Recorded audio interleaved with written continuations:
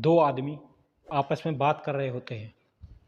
एक आदमी दूसरे से कहता है कि मेरे पास एक ऐसा जादुई सिक्का है जिससे मैं मौसम बदल सकता हूँ, बारिश भी करवा सकता हूँ, तूफान भी ला सकता हूँ। तो दूसरा व्यक्ति कहता है कि ऐसा सिक्का तुम्हारे पास ही नहीं बल्कि पूरी दुनिया में ऐसे 28 सिक्के हैं। अगर वो सारे सिक्के हमें मिल जाएं तो हम रातों रात भारत की किस्मत चमका सकते हैं। उन दोनों को यह नहीं मालूम था कि उनकी ये सारी बातें कोई तीसरा व्यक्ति बड़े आराम से सुन रहा है। वो दोनों बातों बातों में उस सिक्के की कीमत भी बताते हैं। उस सिक्के की कीमत होती है 1,000 करोड़। जो वो तीसरा व्यक्ति था अब उस सिक्के को पाने की प्लानिंग शुरू कर देता है, क्योंकि सिक्के की बहुत ज़्यादा कीमत थी। अब उस सिक्के को पाने की चाहत में हो जाती हैं दो हत्याएं। जब इन हत्याओं के बारे में इलाके के लोगों को पता चलता है तो सभी सोचने पर मजबूर हो जाते हैं कि इनकी हत्या क्यों और किसने की। राम राम, नमस्कार, जय हिंद दोस्तों। मैं हूं पंकज कुमार। आप देख रहे हो क्राइम वाली बात। दोस्तों, यह जो सच्ची घटना है वो है उत्तर प्रदेश के बुलंदशहर ज़िले में एक थाना पड़ता है देहात कोतावली। कोतावली में एक इलाका है अडौली बलीपुरा। बलीपुरा में एक नहर गुजरती है। 1 अप्रैल 2024 को उस नहर पर एक लाश पड़ी हुई होती है। कुछ राहगीरों की नज़र उस लाश पर चली जाती है। देखते ही देखते यह खबर इलाके में आग की तरह फैल जाती है। इसकी सूचना पुलिस को दी जाती है। सूचना मिलने पर पुलिस मौके पर पहुंचती है। सबसे पहले पुलिस उस मरे हुए व्यक्ति की पहचान करने की छानबीन करती है, जिससे पता चलता है कि उस व्यक्ति का नाम राजीव गर्ग होता है और उसके पिता का नाम बालकिशन गर्ग। राजीव गर्ग की उम्र लगभग 50 साल के आसपास होती है और यह व्यक्ति कोतावली क्षेत्र के मोहल्ला ब्रह्मपुरी का रहने वाला था। यह व्यक्ति कई दिन से गायब था और इसके साथ एक और व्यक्ति गायब था। अब पुलिस यह सोचती है कि अगर यह बात परिवार को पता चली तो बात बिगड़ जाएगी।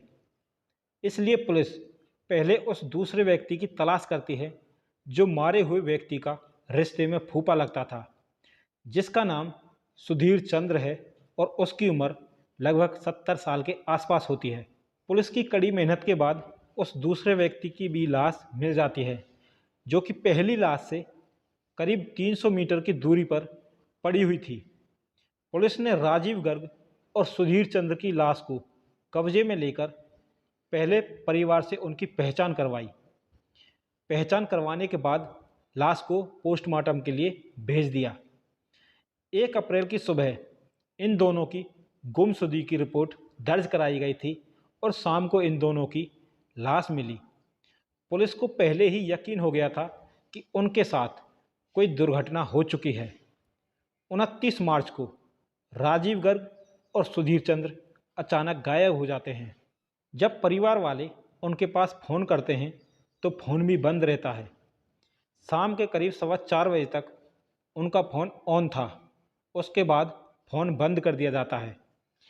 परिवार के लोग अपनी सभी रिश्तेदारी में इनका पता करते हैं, जहां जा सकते थे वहां जाकर इनके बारे में पूछताछ करते हैं, लेकिन इन दोनों का कहीं कुछ पता नहीं चलता। राजीव की 2 बेटियां हैं और एक बेटा है, और सुधीर चंद्र की इकलौती बेटी है जिसकी शादी हो चुकी है। परिवार वालों का रो रो कर बुरा हाल था। लाश मिलने के अगले ही दिन गुस्से में परिवार वालों ने बुलंदशहर में भूरा बाजार में जाम लगा दिया। जैसे ही जाम लगा, हजारों की संख्या में वाहन इधर से उधर अटक गए और परिवार वालों ने ऐलान कर दिया कि इस घटना का खुलासा जल्द से जल्द किया जाए, वरना बहुत बुरा होगा। अब जिसके चलते पुलिस और ज़्यादा दबाव में थी। अब पुलिस को पोस्टमार्टम रिपोर्ट भी मिल जाती है, जिसे देखकर पुलिस हैरानी में पड़ जाती है। पोस्टमार्टम रिपोर्ट से पता चलता है कि राजीव गर्ग पर धारदार हथियार से लगभग 22 बार हमला किया गया था और सुधीर चंद्र पर लगभग 14 बार धारदार हथियार से हमला किया गया था। पुलिस को लगा कि इतनी बेरहमी से हत्या की गई है, जरूर इनकी किसी न किसी से गहरी दुश्मनी रही होगी। अब पुलिस जी तोड़ मेहनत करती है हत्यारे तक पहुंचने के लिए, लेकिन पुलिस को अभी तक कोई सुराग नहीं मिला था। अब शहर में जाम की स्थिति और ज़्यादा बढ़ जाती है। अब पुलिस करे तो क्या करे। अब पुलिस राजीव और सुधीर चंद्र के मोबाइल की सीडीआर निकलवाती है। सीडीआर से पता चलता है कि गंगानगर ट्रांसपोर्ट पर एक चाय की टपरी लगाने वाला व्यक्ति है, जिसके मोबाइल से राजीव गर्ग पर फ़ोन किया गया था। अब पुलिस को एक सुराग मिल जाता है और पुलिस फौरन उस चाय वाले के पास पहुंच जाती है, लेकिन चाय वाले का इस पूरे घटना से कोई लेना देना नहीं था। उसके फ़ोन से किसी और ने राजीव गर्ग को फ़ोन किया था। पुलिस के वहां जाने के बाद उस इलाके के लगभग 200 सीसीटीवी फुटेज चेक किए जाते हैं। उन फुटेज से पता चलता है कि जन सेवा केंद्र पर राजीव गर्ग और सुधीर चंद्र का एक नौकर काम किया करता था। पुलिस नौकर को हिरासत में ले लेती है। नौकर का नाम ऋषभ उर्फ गौरव होता है, जो कि शहर के मोहल्ला देवपुरा का रहने वाला है। जब पुलिस गौरव से पूछताछ करती है तो गौरव बताता है कि मैं तो आपके साथ साथ ही हूँ जब से लाश मिली है। मैं तो आपको ये बात पहले ही बता चुका हूँ कि भाई साहब के पास एक मैसेज आया था, जिसके बाद उन्होंने मुझसे बोला कि मुझे गंगानगर पर छोड़ कर आ। और जैसे ही मैं उनको छोड़ के वापस आने लगा, उन्होंने कहा फूफा जी को भी इधर लेकर आ। तो उसके बाद मैं उनके फूफा जी के पास गया और उनको भी गंगानगर उनके पास छोड़कर वापस अपने घर चला गया। अब पुलिस उससे सवाल जवाब करती है तो वह सवालों के जवाब में फंस जाता है। 31 मार्च को रविवार था। वह कहता है कि रविवार को भी जनसेवा केंद्र खुला हुआ था, लेकिन जनसेवा केंद्र रविवार को कभी खुलता ही नहीं था। अब गौरव पुलिस के सवालों में फंस चुका था। अब पुलिस ने अपने दूसरे तरीके से यानी सख्ती से पूछताछ करनी शुरू की तो गौरव तोते की तरह बोलने लगा। जब पुलिस ने गौरव के मुंह से सच्चाई सुनी तो पुलिस भी हैरानी में पड़ गई। गौरव पुलिस को बताता है कि मैं राजीव गर्ग और सुधीर चंद्र दोनों की बातें सुना करता था। एक दिन वो दोनों बात कर रहे थे कि उनके पास 100 करोड़ की ब्लैक मनी है, जिसे वह वाइट मनी में बदल कर आए हैं। दोनों के पास तंत्र मंत्र की एक विद्या भी है और उनके पास एक ऐसा जादुई सिक्का भी है जिसकी कीमत लगभग 1000 करोड़ है। वह दोनों नेपाल में कई जगह उस सिक्के को खरीदने वाला ढूंढ रहे थे। अगर वो सिक्का बिक जाता तो उनकी बहुत सारी समस्याएं खत्म हो जाती। गौरव उनकी बातें सुना करता था। इतना ही नहीं, राजीव सोशल मीडिया पर उस सिक्के के द्वारा चमत्कारी चीज़ें भी शेयर करता था। कहीं बारिश करवाता तो कहीं चमत्कारी चीज़ें करता हुआ सोशल मीडिया पर वीडियो शेयर करता था। अब उस नौकर के मन में यानी गौरव के मन में लालच आ जाता है उस सिक्के को पाने का, जिसकी कीमत 1000 करोड़ थी। अब गौरव अपने दोस्त से, जो इसी के मोहल्ले का रहने वाला था, जिसका नाम तनु होता है, गौरव तनु से कहता है कि एक ऐसा जादुई सिक्का है, अगर वह हमें मिल जाए तो हम रातों रात करोड़पति बन जाएंगे। उस सिक्के से हम किसी भी आदमी की कैसी भी समस्या को ठीक कर सकते हैं और किसी भी चीज़ को दूसरा रूप दे सकते हैं। जैसे लोहे को चांदी, चांदी को सोना बना सकते हैं। तनु अपने दोस्त की बात सुनकर आश्चर्यचकित हो जाता है और फिर एक प्लान बनाता है कि पहले इन दोनों को एक साथ बुलाते हैं और उनसे वह सिक्का लेने की कोशिश करते हैं। फिर दोनों ने मिलकर राजीव गर्ग को फ़ोन किया और लालच दिया उस सिक्के को खरीदने का। और प्लान के मुताबिक राजीव को स्कूटर पर बिठाकर अपने साथ गंगा नहर पर ले आए।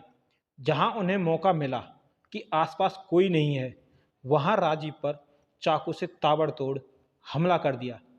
दरअसल गौरव स्कूटर चला रहा था और राजीव गर्ग बीच में बैठा हुआ था और पीछे उसका दोस्त तनु बैठा हुआ था। राजीव गर्ग पर तब तक चाकू से हमला करते हैं जब तक राजीव की मौत नहीं हो जाती। राजीव को मारने के बाद गौरव कपड़े बदलकर सुधीर चंद्र के पास जाता है और जब राजीव का फूफा यानी सुधीर चंद्र गौरव के चेहरे पर खून देखता है तो गौरव से पूछता है, तुम्हारे चेहरे पर यह खून कैसा, क्या हुआ है? तो गौरव कहता है कि राजीव भैया का एक्सीडेंट हो गया है, आपको वहाँ जल्दी चलना चाहिए। सुधीर को धोखे से अपने साथ ले जाता है। जब गौरव सुधीर को लेकर वहाँ पहुँचता है तो सुधीर वहाँ का नज़ारा देखकर घबरा जाता है और वहाँ से भागने की कोशिश करने लगता है, लेकिन गौरव और तनु ने सुधीर को भागने नहीं दिया और उसे भी मारने लगे। सुधीर पर चाकू से लगभग 14 बार हमला किया गया। सुधीर को भी मार दिया गया।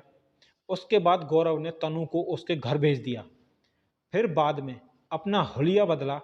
जैसे कि पहले उसके दाढ़ी और बाल बड़े हुए थे, उसने सबसे पहले अपनी दाढ़ी और बाल कटवाए ताकि उसकी पहचान ना हो पाए।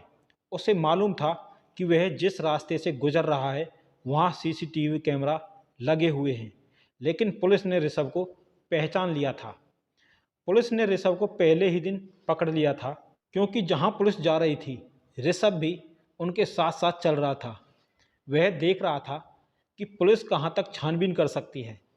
जब राजीव और सुधीर के परिवार वालों को पता चला कि ऋषभ ने ऐसा किया है तो परिवार वाले लगातार एक बात बोल रहे थे कि यह हमारा वफादार नौकर है, यह बहुत सीधा साधा है, इसने कुछ नहीं किया, आप इसे छोड़ दीजिए और ईमानदारी से अपनी छानबीन करिए। जब पुलिस ने परिवार वालों को सच्चाई बताई तो परिवार वालों को यकीन नहीं हो रहा था कि इतना वफादार नौकर इतना घिनौना काम कर सकता है। इसके बाद पुलिस ने ऋषभ और तनु को गिरफ्तार कर जेल भेज दिया। जो दोनों ने करोड़पति बनने का सपना देखा था वह में सपना ही रह गया। पर हैरानी की बात यह है कि जिसने ये कत्ल किए थे वह पुलिस के साथ साथ मिलकर खुद कातिल को ढूंढने में पुलिस की मदद कर रहा था। दोस्तों, लालच ऐसी चीज़ है जो अपना तो बुरा करती ही है लेकिन दूसरे का भी नुकसान करती है। दोस्तों, इस वीडियो को बनाने का उद्देश्य किसी का दिल दुखाना नहीं है, बस आपको सतर्क करना है। इस वीडियो को लाइक, शेयर और चैनल को सब्सक्राइब करना ना भूलें। मिलते हैं आपसे एक और सच्ची घटना के साथ अगली वीडियो में। तब तक के लिए राम राम, नमस्कार, जय हिंद, जय भारत।